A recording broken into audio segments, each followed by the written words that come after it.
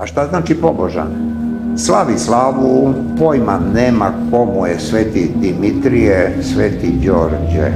Važno da se skupe gosti, napije, nahrani i napije i da gome, svašta bude i na slavama, i po selima, i u gradovima, bar malo da se prisete toga dana i na duhovan način, slave slavu, odu po nekoliko puta godišnje u crkvu, tako je bilo i pre Drugog svetskog rata.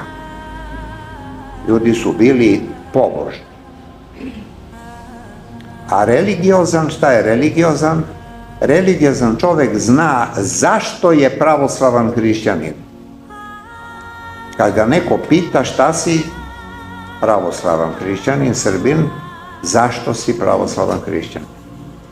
Ne može više samo na pobožnosti da se ostane.